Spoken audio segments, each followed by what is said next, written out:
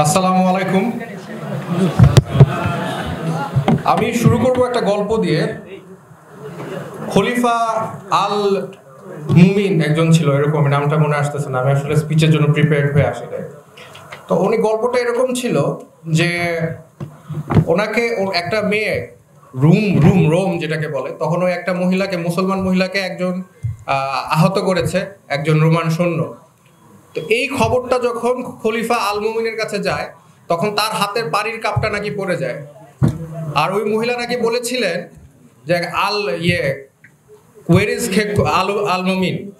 তো তখন সৈন্য বলেছিল, রোমান সৈন্য, যে তুমি কি মনে করেছিল সাদা কালো ঘোড়া নিয়ে তোমার আল মুমিন এখানে চলে আসবে? এই নিউজটা যখন খলিফা আল মুমিনের কাছে যায়, তখন নাকি তার হাত থেকে পানির কাপ পড়ে যায়। তখন সে বলে যে আমি তোমার কান্না শুনতে পেয়েছি, এবং একটা চিঠি পাঠায় রোমের সেই কাছে, এম্পারারের কাছে। চিঠির মধ্যে তিনি লেখেন যে রোমের কুকুর, আমি এমন একটা সেনাবাহিনী বানাবো যেটা শুরু হবে বাগদাদ থেকে, শেষ হবে তোমার কনস্টান্টিনোপলে যে।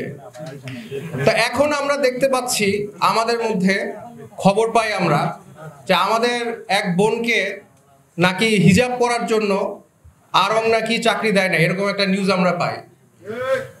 এই নিউজটা পাওয়ার পর এটাকে আমরা খোঁজ খবর নিতে পেরেছি, কেন এটা সত্যতা যাচাই করার চেষ্টা করেছি। আর যদি এটা আসলেই হয়ে থাকে, তাহলে কি আমাদের এসি রুমে বসে এটা শোনার উচিত, নাকি আমাদের কিছু করা উচিত? আমরা বেশি কথা বলতে জানি, কাজ কম করতে জানি। একবার একটা ছেলেকে আরং চাকরি দেয় না দাঁড়িয়ে রাখার জন্য। আমাদের কি কিছু করা উচিত ছিল?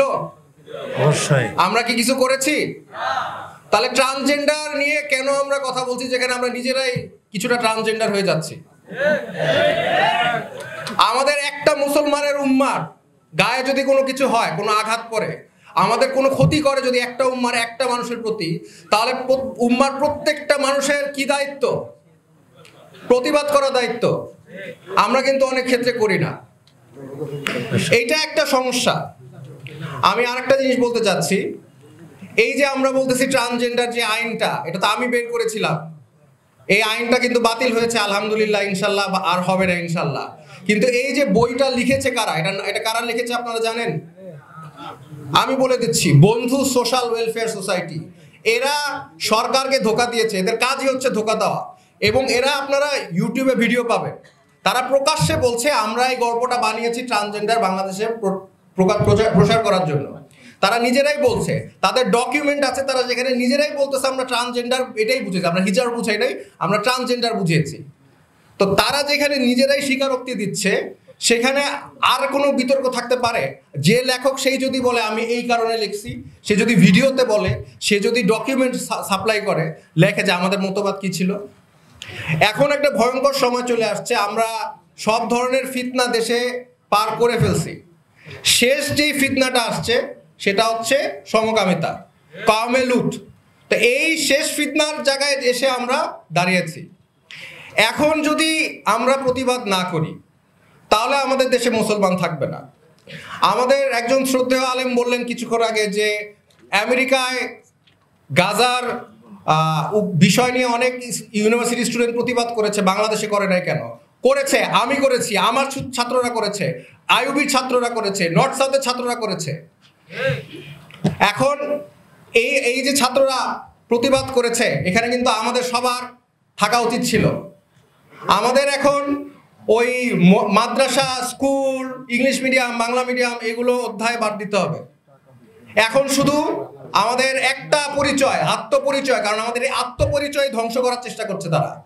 আমাদের এক আত্মপরিচয় একটাই, সেটা হচ্ছে আমরা এক উম্মাহ।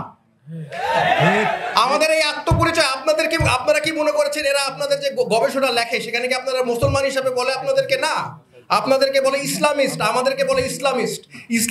ইসলামিজম বলে কি কোনো শরীয়গতভাবে কোনো আছে? নাই। আমরা ইসলামিস্ট না, আমরা কখনো ইসলামিস্ট হব না। আমাদের এক আইডেন্টিটি, আমাদের আইডেন্টিটি হচ্ছে আমরা উম্মার এক অংশ, আমরা এই উম্মার মুসলমান, আমাদের আইডেন্টিটি হচ্ছে এটাই। এটা বলে আমি আমার বক্তব্য শেষ করছি।